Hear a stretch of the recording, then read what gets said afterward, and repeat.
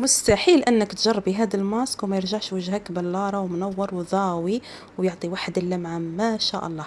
هذا الماسك قنبله ومعجزه في نفس الوقت لتبييض الوجه. هذا اسمه ماسك السدر. كامل تعرفوا عشبه السدر اللي دايره ضجه في مواقع التواصل الاجتماعي، اللي تعطي بياض خرافي وقضاء على جميع مشاكل اللي تكون في البشره والشعر. مستحيل انك ما تعشقيهاش، ومستحيل انك تجربيها وما تعطيكش نتيجه. ماسك في دقيقه راح يغير حياتك وما راح تقدري تستغني عليه نهائيا طوال هذه الفتره ومدى الحياه باذن الله، انه راح يقلع لك التجاعيد ويرجع لك الشباب اللي هذا شحال ما شتيش. خاصة وأن الفصل الصيف قادم، لحروق الشمس، لترس تاع الخمار، للتسبغات، لحب الشباب، للكلف، لترس تاع الحب، المسامات الواسعة، الآثار اللي يخليها لنا الحبوب بعد ما يمشيو. ان شاء الله يكون يعجبكم الفيديو وتجربوا الماسك. وقبل ما نبدا كما عودتكم، اللهم صل وسلم وبارك على سيدنا محمد افضل الخلق عليه افضل الصلاه والسلام. بلا ما نطول عليكم ندخل مكونات الماسك. مكونات الماسك سهله وبسيطه. شري 100 دينار جزائري وخليها عندك في الدار باش كل ما تسحقي الماسك ديريه للبشره وللشعر تلقيه عندك واجد. اول حاجه هنا ديت ملعقتين 3 ملاعق المهم كيما بغيتي، وديريه وتزيدي عليه بودره الحليب، حليب مجفف، ومن بعد تزيد البنات الحليب السائل. انا درت هنا الحليب السائل، درت حوالي نصف كاس اتاي، يعني كاس صغير ماشي كبير، ومزجت الخليط. لان البنات السدر فيه واحد الحاجه، شتو كيولي السائل ويتخلط يطلق يولي رغوي، يولي كي الصابون، يولي رغوي. هذيك هي الحاجه اللي تميزه. سبحان الله، عشبه معجزه. صح صح.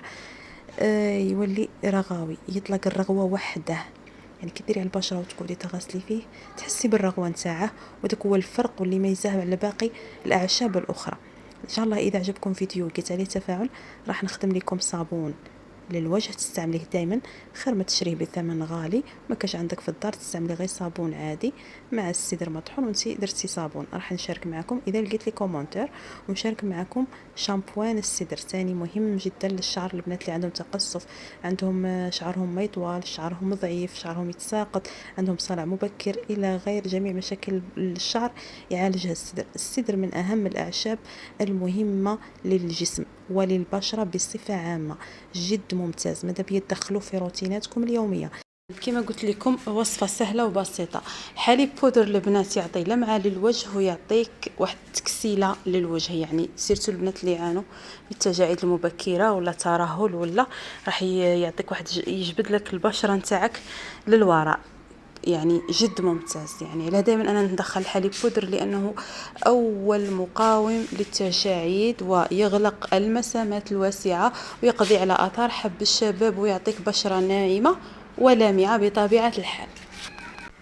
هنا نقوم بالخلط جيدا الماسك، لان السدر يبغى انك تخلطيه جيدا، خلطيه مرات عديده كما راكم تلاحظوا، لاني انا طولت باش نضرب الماسك مع الحليب وبودره الحليب. كما كنت لاحظوا زدت الحليب هنا بالتدريج، الحليب السائل زدته بالتدريج حتى كمل كاع الحليب تماما، ونخلط نخلط نخلط. لانه السدر البنات فيه واحد النقطه ثانيه، واش هي انه الحجم نتاعه يتضاعف. فهمتوا؟ كل ما خلطتي الحجم نتاعه يتضاعف. هذا هو السدر شباب البنات. السدر قوه قوه قوه قوه طبيعيه في التسبغات والكلف، وبشره ناعمه صافيه ما شاء الله، يعطيك طاقه ايجابيه توب توب توب في غايه الطوب. هنا كمل الحليب تماما. البنات اللي بغات انها تضيف زيوت البشرة كما زيت اللوز المر، زيت زيتون، اي زيت من الزيوت اللي يعجبك الطبيعيه، اي زيوت اللي يعجبك البنات تقدروا تضيفوا لهذه الوصفه الزيت نورمال عادي. انا ما بغيتش نضيف الزيت لاني نبغي الصدر كيما هاك. هذه هي وصفتي اليوم. ما تنساونيش من لايك والاشتراك في القناه، ومع السلامه.